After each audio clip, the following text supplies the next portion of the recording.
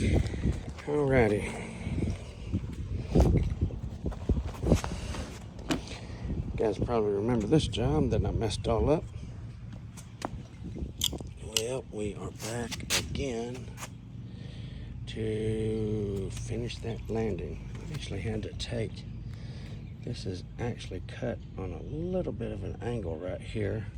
On the top step, I don't know if the landing's wrong or what, but you can see the gap right there. And then it almost touches down here. First time I cut it straight and I just wasn't happy with the results. This was actually cut up here a little bit and it just was too opened up here before it met this section on the previous step. So, well, we got a 12 by 8. Let's just recut it, make it perfect. Cock-a-doodle-doo. There's the other piece that I tried to do. There's right there that I just cut. Look at that crazy gap. This is what I was talking about. This little spot meets there like it should, and over here, cutting it a little bit crooked, that one meets like it should. So you can see the difference right there to over there. So that's why I had to cut it a little crooked. I think this riser is a little off from the step.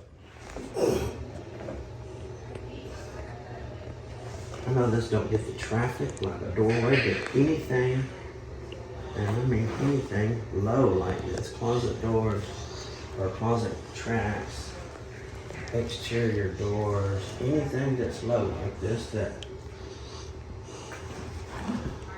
is not a wall or something, I always put my bead latex down there. And this is the genuine latex too, it's not acrylic.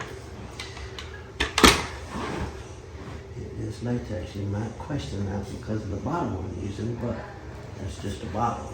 There is genuine natural latex in this bottle, okay? What's this? Acrylic does not do that. That is latex, okay? This is not Elmer's glue, it's not acrylic, it's latex.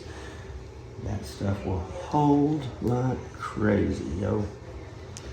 So anytime, I mean anytime, not just part of the time, but anytime you're working to something low that ain't got no height to it, just put your bead of this down there.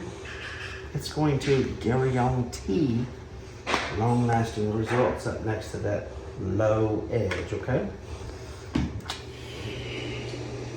This has been a super help right here. This previous seam was cut on an angle here a little bit, so I've already got this pulled super tight right here, so I couldn't really push anymore here. And I'm gonna have to do just a wee bit still because you can see right there, still just a little bit, but having tension put here with that and just holding it, I'll actually take and scoot it down just a little bit here also, and right now, and I probably won't have to do any pulling on this side. Then when I release, it's going to pull from here a little bit too. Now, this was probably a 1/2 inch in the center where it was gapped and tight on both ends. So straightening the seam up, because this piece here is row cut, so I'm straightening up this seam here, and also getting a pull on the center of this. Like I said, the ends were tight where I stretched across the hallway here. So both of these ends are super tight, and this is getting a pull right here. As a matter of fact, if I don't feel like it's going to be good, which I'm sure it will, but if it felt like it wouldn't be good and tight here when I get done, I can always stretch right over there to that wall and let me pull right through this doorway. Cock-a-doodle-doo. Alrighty. And that's a wrap. That worked out pretty good. Split the pattern all the way down, all the way down. even on this one. Worked out super good. Super duper good.